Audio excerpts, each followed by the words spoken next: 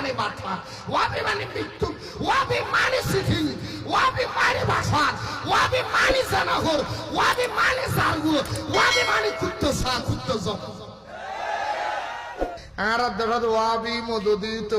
হুজুর, আমি আপনাকে অনেক ভালোবাসি। বাংলাদেশের আহলে সুন্নাত ওয়াল জামাতের লোকেরা কিন্তু আপনাকে বড় ভালোবাসে। যাই হোক হুজুর, ওহাবিদেরকে এইভাবে সিটিং বলা বা জেনা করা, এরা কি এগুলো করে নাকি?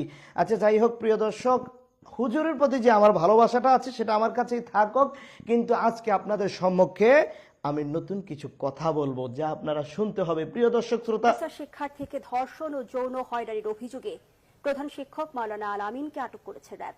নগরের ফতুল্লা থানার মাহমুদপুর এলাকা থেকে তাকে আটক করা হয়। আটকের পর ওই শিক্ষকের দৃষ্টান্তমূলক শাস্তির দাবি করেছেন এলাকাবাসী। নারায়ণগঞ্জ থেকে দিলীপ কুমার মণ্ডলের প্রতিবেদন, জানাচ্ছেন হাসান কামরুল। নারায়ণগঞ্জে শিক্ষার্থীদের ধর্ষণের ঘটনায় স্কুল শিক্ষককে আটকের রেশ না কাটতেই আটক হলেন এক মাদ্রাসার প্রধান শিক্ষক। অভিযোগ, নগরীর ফতুল্লা থানার মাহমুদপুর এলাকা। যাই হোক, এই দুই একটা এরকম ঘটবেই। আর এদিকে যদি আমরা দেখি তাদেরকে এভাবে জানা কার বলি এটা কি হবে? আচ্ছা যাই হোক প্রিয় দর্শক শ্রোতা, আমি বলতে চাই, নারায়ণগঞ্জের ফতুল্লায় একটি মাদ্রাসার কয়েকজন ছাত্রীকে ধর্ষণ ও যৌন হয়রানির অভিযোগে প্রতিষ্ঠানটির প্রধান শিক্ষককে আটক করেছে র্যাব। মাদ্রাসাটির বেশ কয়েকজন ছাত্রীর পরিবারের অভিযোগের ভিত্তিতে তাকে আটক করা হয়। প্রাথমিক জিজ্ঞাসাবাদে অভিযোগ স্বীকার করেছে মাদ্রাসার প্রধান শিক্ষক। এ ঘটনায় এলাকাবাসী দৃষ্টান্তমূলক শাস্তির দাবি জানিয়েছে। নারায়ণগঞ্জ প্রতিনিধি রফিকুল ইসলাম রফিকের পাঠানো প্রতিবেদন।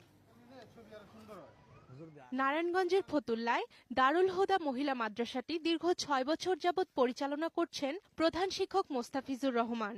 পরিবার নিয়ে তিনি সেখানেই বসবাস করেন। মাদ্রাসাটিতে 95 জন ছাত্রী রয়েছে।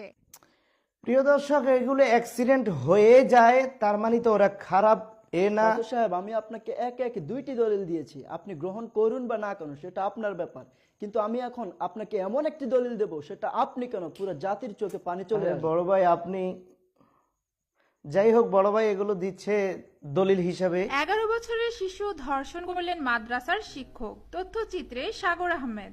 নারায়ণগঞ্জের কওমি মাদ্রাসার শিক্ষক মোহাম্মদ শহীদুল্লাহ 11 বছরের ছেলে শিশুকে ঘুমের ওষুধ খাইয়ে ধর্ষণ ও ভয়ভীতি প্রদর্শনের মাধ্যমে কতদিন?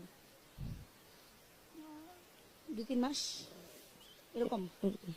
আচ্ছা, মানে তোমার ওইখানে কি কি সমস্যা বাবা? আমরা অনেক ছাত্রই এরা ছুটি দেওয়ার পরে এখন সবাই জায়গা বোর্ডিংরা থাকে, এরা মাদ্রাসার হালকা একটু কাম করায়। আমি তো আর হইতে আমি কাম করে দিলাম। তারপর বলো বাবা, তারপর বলো।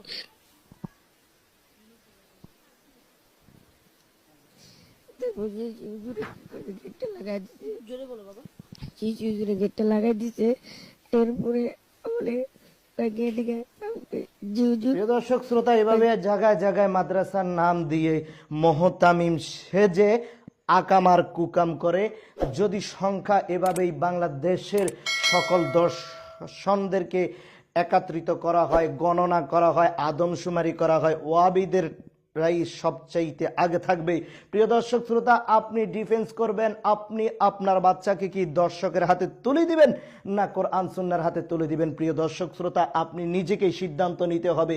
যেই শিশুর সাথে যে নির্যাতন হচ্ছে, প্রিয় দর্শক শ্রোতা, নিশ্চয়ই আপনি প্রমাণ পেয়ে গিয়েছেন, আমারও চোখের পানি এসে গিয়েছে। আশা করি আপনি আমি সচেতন হব, ওহাবি মুক্ত দেশ গড়ব, কোরআন সুন্নাহ শহীদ জীবন যাপন করব।